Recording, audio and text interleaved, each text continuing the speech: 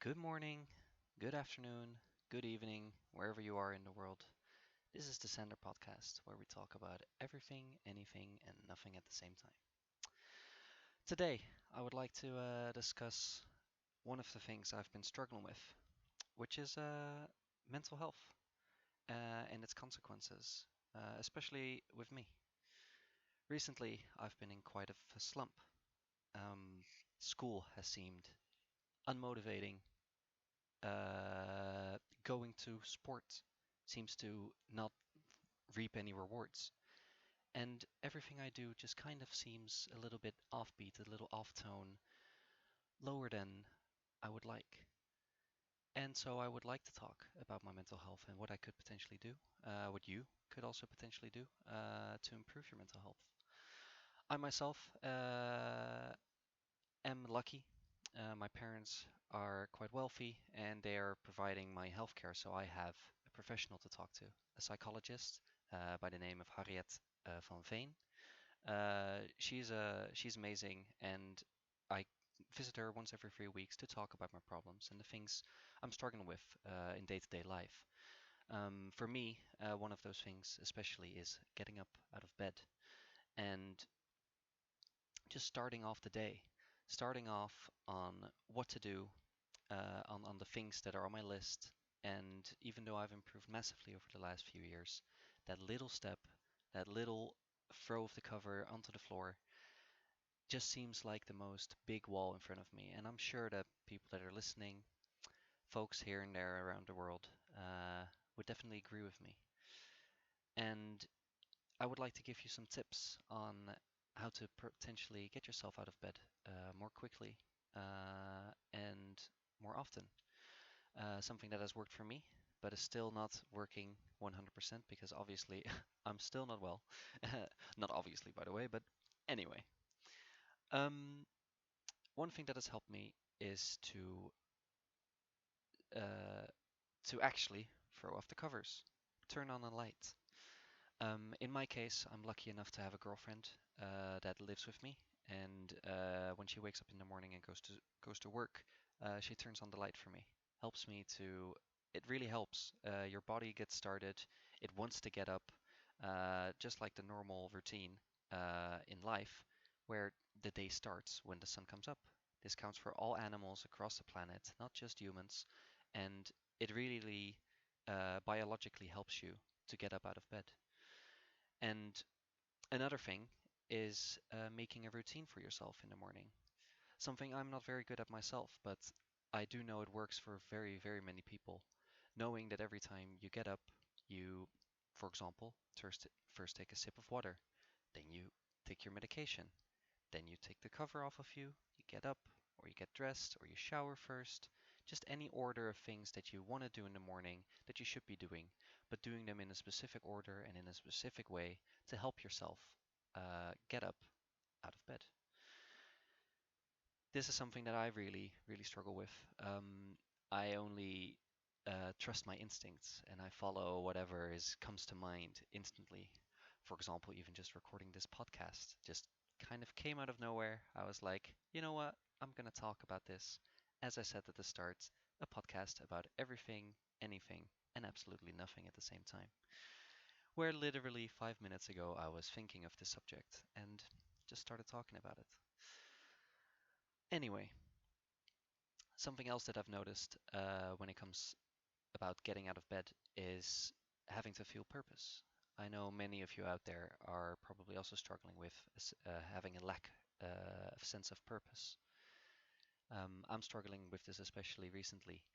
School feeling very unmotivating and like I'm not learning anything. It's not challenging enough.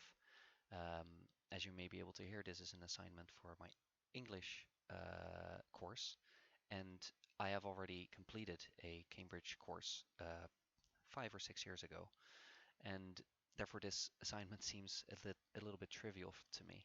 I have developed a good sense for English, and I game a lot. I go to foreign countries quite often, so I have to stand up on my own legs when it comes to the language. And here I am just showing off what I can do. Anyway, coming back to the main point of losing motivation, losing focus, losing interest in something. Getting up out of bed when you don't have a purpose is obviously rough. And I understand that there's people out there that really, really struggle with it. I myself am, and I don't really understand why I do get up out of bed. Um, I don't understand the purpose of life, and I don't think anyone really does. But one thing I do know is that love is out there.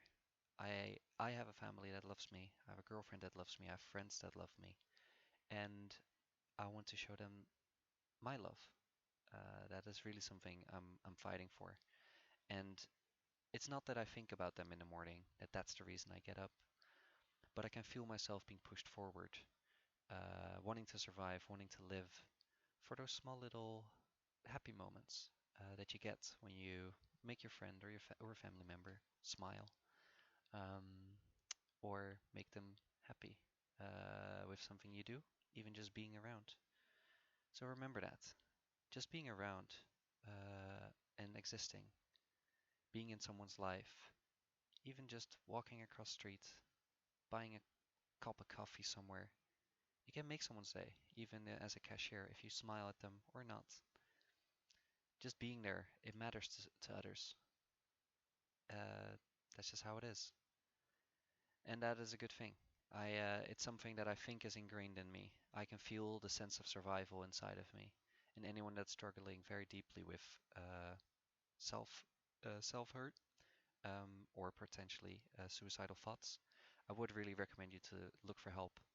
Really try and seek help. And I understand that you're maybe already in a queue somewhere to get psychological help, and that you don't have any control over whether you'll get it within now and a year or two.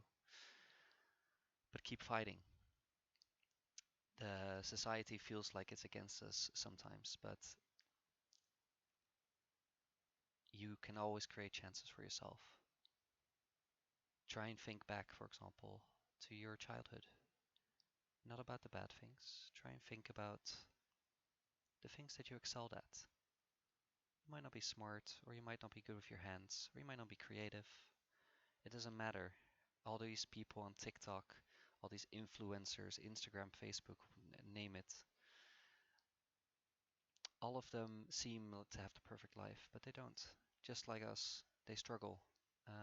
And generally, people that seem extremely happy are actually most miserable inside. So, what I wanted to advise is to think back, think back, and think of something you enjoy. Why are you in the job you have right now? Is it just to make money? Is there an aspect of it that you like? Are there potentially other jobs or other hobbies out there that you used to do but aren't doing anymore for a specific reason? And really think about why you stopped and try and think of the things that made you happy in the hobby or whatever activity it was that you did. What what made you happy and what made you keep coming back? And when you try and dissect it, let's take me for example. I've been getting back into sports because I really, really liked going to gym classes.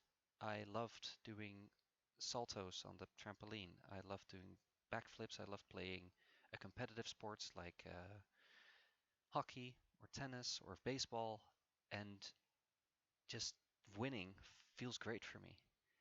And I've been losing that touch of myself, not feeling like I have the energy to get out there and find a new sport. But thanks to talking with my psychologist, I rediscovered that that's something very important to me. And then moving my body and using my body to win at something from someone else really makes me happy. So I've been getting back into padel or starting to learn padel, and I would advise you to do the same. If you remember a time when you were drawing and just loving to draw, and maybe you were shit at it, and or you were really good at it, doesn't really matter. If you got pulled down by other people, haters, or maybe you just kind of lost track of what you liked about it, or maybe something got in the way, you had a funeral or something else going on in your life, try and think back, pick it up again, take it in small steps, write it down, put it on your iPhone or your phone banner so you see it. That's something I'm doing for aspects of my life where I am constantly wanting to be reminded of that I love board games, to embrace procrastination because I really am good at it. Doesn't have to count for you. To play sports and to enjoy the small moments.